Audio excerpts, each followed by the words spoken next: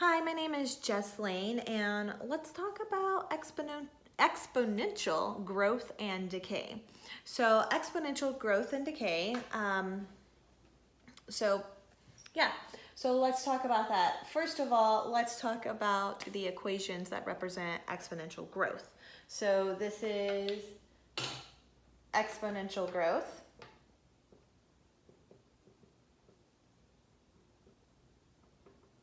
Okay, so exponential growth. We will have this. So exponential growth sometimes is represented by y equals ab to the x. So if you have an equation that says y times 5 times 2 to the x, that is an exponential equation. That's exponential growth. We know that it is increasing because we have a variable. So y equals ab to the x. Now we can get a little bit more complicated in our exponential growth equation, and y is equal a 1 plus r and to the t, okay? 1 plus r to the t, where a is, this represents the original amount,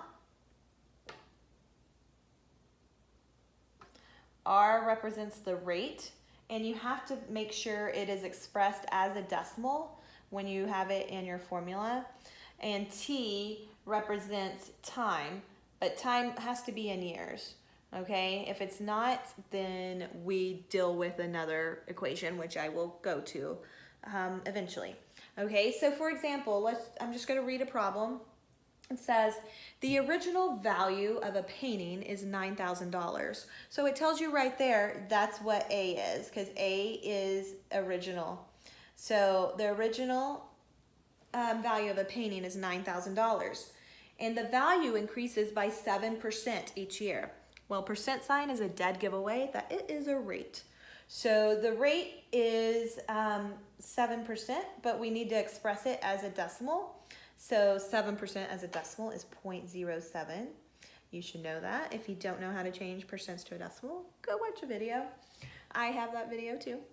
And then it says, write an exponential growth function to model the situation, then find the painting's value in 15 years.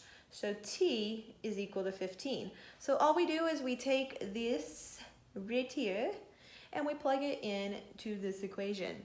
So y equals, instead of writing a, we're going to write 9,000. And then we have 1 plus the rate, which is 0.07, and then t, which is 15.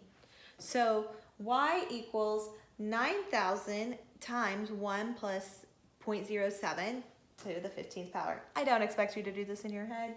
You can definitely do it on a calculator. But for now, I just wanted you to write the equation. We can simplify what's in here. Y is equal to 9,000. Then 1 plus 0.07 is 1.07 to the 15th. So this would be the most simplified equation for that, okay? Just add the rate plus 1, because it's always 1 plus whatever the rate is. So you can even just go ahead and do that before even writing it like that. You always add 1 to the rate because it's in the equation. Okay, let's do another one. It says, oh wait, we wanted to figure this out after 15 years. So you would put this in your calculator, obviously follow PEMDAS, so you would raise it to the 15th power first, 1.07 to the 15th power, and then multiply it by 9,000. So after 15 years, this painting would be worth $24,831.28. That's rounded, obviously, so that's why I did that. So after 15 years, when this is going up 7% a year, it's going to be worth $24,000. So this is a lesson on investing.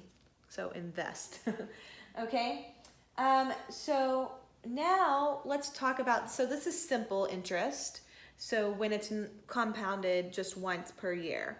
So let's talk about when it's compounded more than once per year, and that's what you call compound interest. And this is still exponential growth. because we're growing, we're not declining.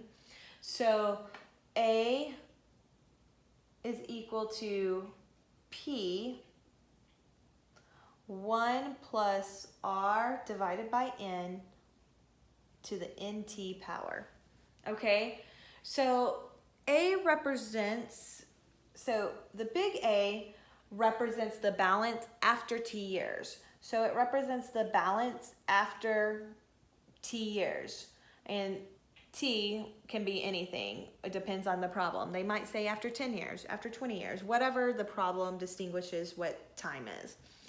The P is the principal amount or the original amount. R is rate, and again in decimal form. And then N represents the number of times interest is compounded per year. So number of times compounded per year. And then T is time in years again. So for example, here is another problem. So it says, write a compound interest function to model each situation. Then find the balance after the given number of years. So it says, so here's the problem. It says $12,000 invested. When it says $12,000 invested, that means that's your principal amount. That is what you are putting in. So my principal amount, my P, is $12,000 because I'm investing that. So P is $12,000. And it said at a rate of 2%. Well, percent is the dead giveaway that it's a rate, so 2%, but we need to change it to a decimal, so that's 0.02. And then it says compounded quarterly. So you have to know what the word quarterly means. Quarter means 4. There's 4 quarters in a dollar. So think about that. So it means compounded 4 times a year. So that's what your N represents. It's compounded 4 times a year.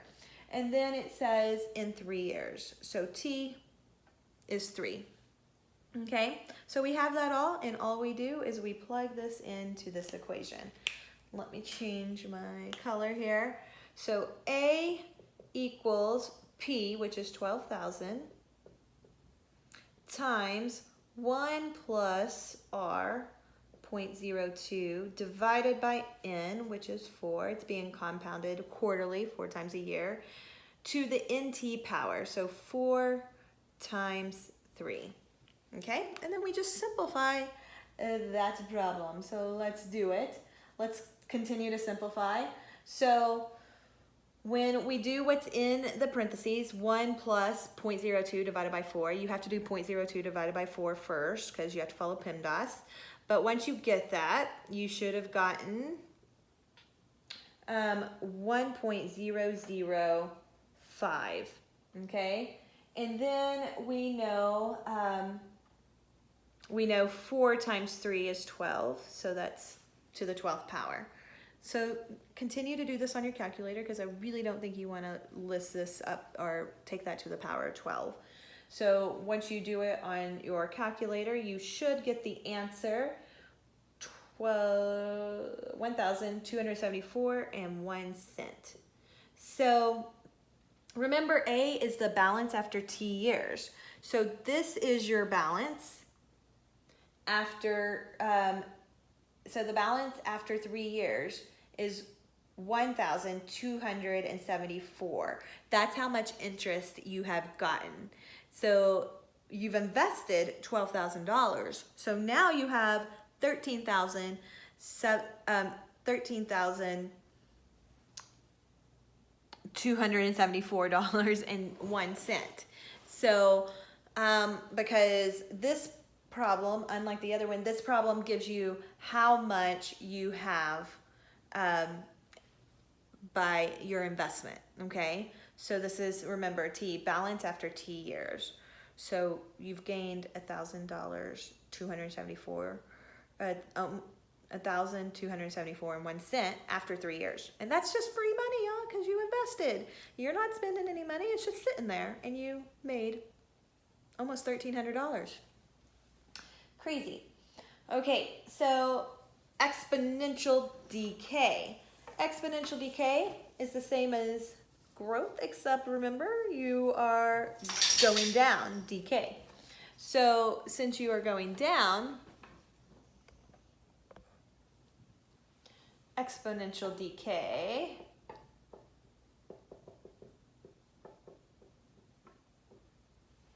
since we're going down, the only difference is y is equal to a 1 minus r to the t power, but a has to be greater than 0.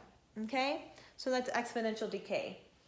So a is greater than 0. So it's where a quantity decreases by the same rate r in each time period.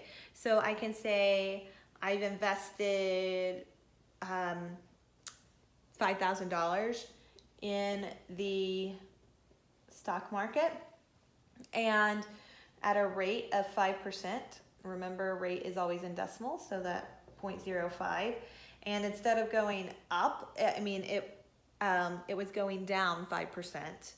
So went down 5% instead of going up 5%, and I want to know how much I'll have in 2 years. So what you do is you say y is equal to 5,000. We're plugging it into this equation. And then 1 minus 0.05. And then t is 2. Okay, so we simplify that. Y is equal to 5,000, 0.05 to the second power. And anytime if you see an equation and this is between 0 and 1, you automatically know it's going to be exponential decay, because otherwise exponential growth, remember we had 1 plus something, so it would be 1 point something. But if it's in between 0 and 1, you can be like, oh, that's exponential decay. Okay, so there you go. That's exponential growth and exponential decay. Thank you for watching.